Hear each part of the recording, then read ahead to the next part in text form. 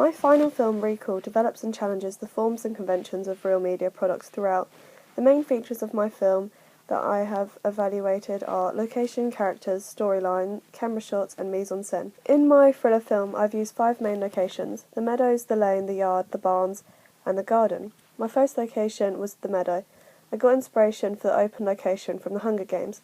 I found this inspirational as the openness of the arena in this film helped to add a certain element of fear, because the antagonist characters could come from any direction and there is nowhere for the protagonist character to hide. The meadow location is quite conventional due to the creepy atmosphere the large abandoned open location gives to the film. The next location that I used was the lane, which was quite conventional as it was a very long and windy, so helped to build suspense as Will wandered down it to the abandoned farm. This location is also very open, similarly to the meadow, further adding to the thrill of the film. My next location was the yard. This location helps to develop the conventions of thriller genre, as the audience would expect a farmyard to be full of farmers and workers, so these expectations, contrasted with the reality of the empty eeriness of the yard, will help to make the audience feel uncomfortable. Using everyday locations in thriller films but making them abandoned is conventional, as it adds tensions to the films by implying to the audience that the events in the thriller film could happen to anyone.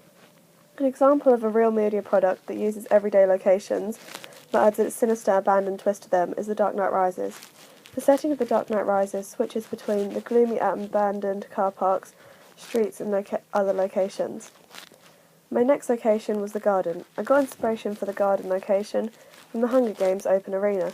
The garden can be seen as quite unconventional due to the extensive amount of light compared with the barn scenes, although it still adds suspense to the film due to the fact that the trees and bushes at the back of the garden is where my character Will hides and watches Alice write in her diary.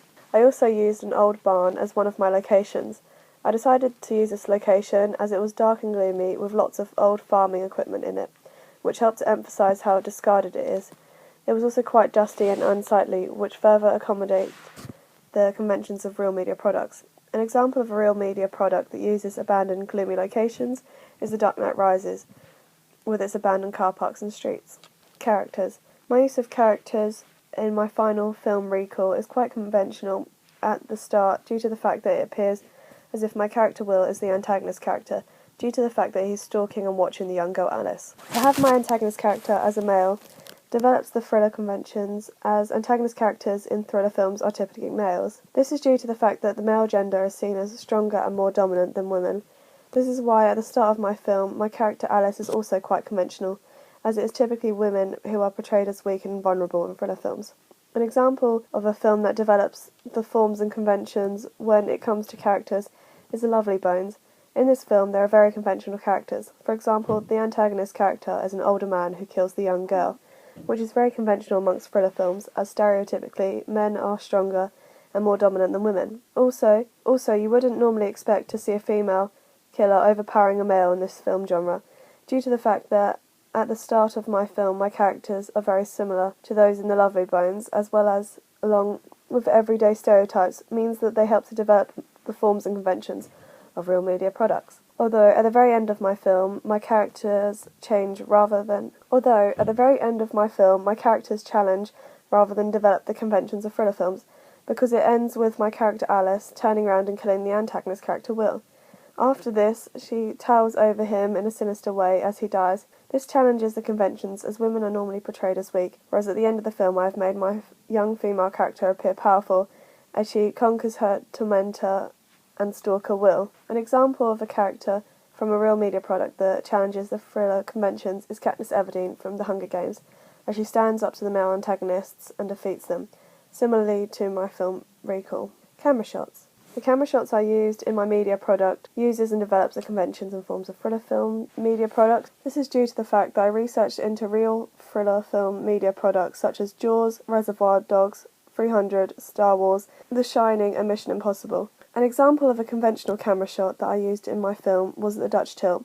This helped to develop the thriller conventions, as they are often used in thriller films to suggest disorientation and infer to the audience that the setting is uneasy and dramatic. Dutch tilts are usually used in uneasy confrontations.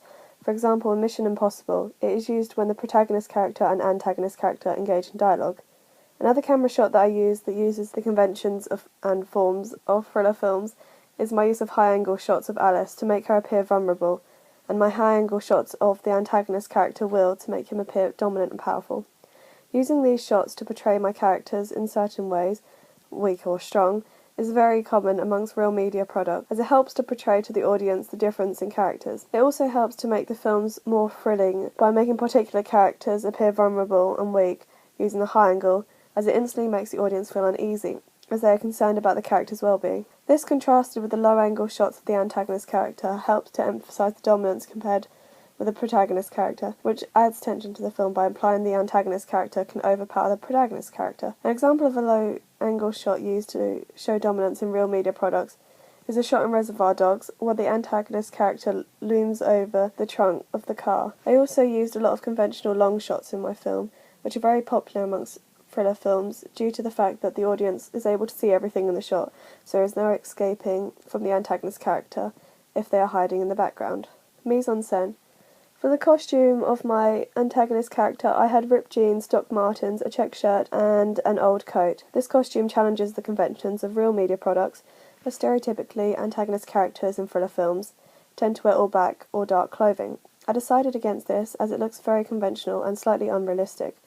I thought by having my antagonist character wearing all old clothes, it would appear more realistic.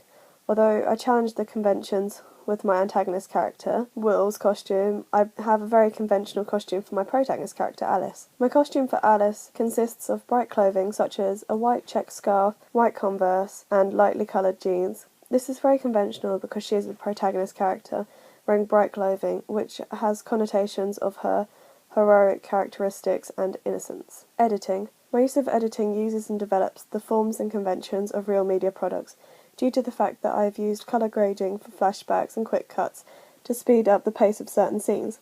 The use of colour grading in the flashbacks is very common in real media products such as 90210 and Twilight, as they show the difference between real time and the past. The use of colour grading is also conventional, as I've used slightly black and white for the flashbacks, which builds tension and suspense amongst the audience as they are anticipating what will happen in them. Also, my use of quick cuts is very conventional, as is typically used in thriller films to speed up the pace of certain scenes, such as fight scenes and chases.